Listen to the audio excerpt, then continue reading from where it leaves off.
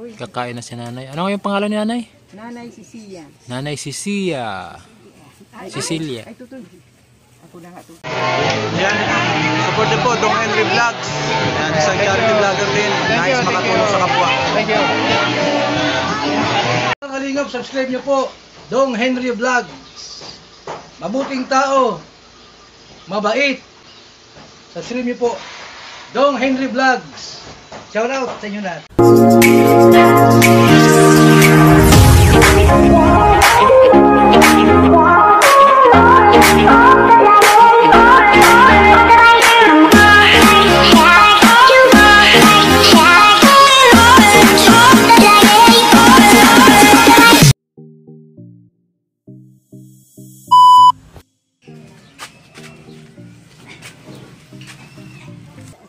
Yung malaki, tutoy.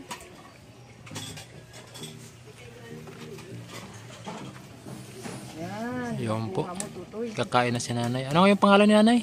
Nanay Cecilia. Nanay Cecilia. Cecilia. Ay, tutoy. Ako na nga, tutoy. Yan, isda na may talbos ng kamuti. Oh. Tay, nanay, naligo ka. Inuman mo ng sabaw. Inuman mo kasi naligo ka. Baka nanginginig ang kamay mo. Alalayan mo, tutoy. Nanginginig ang kamay mo. Ulam mo. Nanginginig talaga po ang kamay mo. Nanginginig ang kamay ni... Paano ka po magkakain kung nanginginig ang... Hindi mo masyado. Hindi mo masyado. Hawak lang ako isang baso. Nabibitawan mo? Nanginginig ng kamay ni Lula. Okay. Bigyan mo kutsara daw, tutoy. Salamat po kalingap. Ano po? Ilang taon ka na nga po? 85. 85 na si Lola Cecilia. 85 na po. So thank you po ay nakapunta po tayo dito. Ito po ay araw-araw po ito inahatiran siya.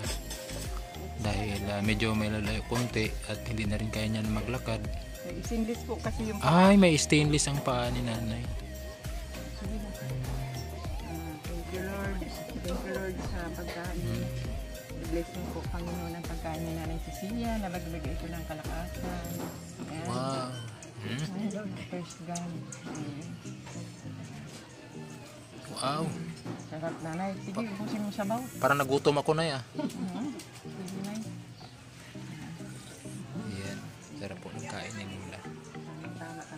Salamat po sa Panginoon. Kaya dito. Sama natin. God bless po mga kalingap. Pauwi na po kami. Nahatiran namin si Nanay Cecilia. Okay, so God bless po mga kalingap. No? At please like and share. At saka patuloy natin suportahan si Kuya Bal Santos Natuba. Kanyang anak, Kalingap Rob. At saka si Ate Ignas Vlog. Yun. So ate, kaway. Hello po. Ate Lita. Hello po, Ate Nita po. Nita pala. Nita. God bless po. Salamat po mga kalingap sa suporta sa pagkain, sa financial po. Thank you, God bless po. Okay, so yun po. Yun po ay isa sa mga punong abala. Punong abala.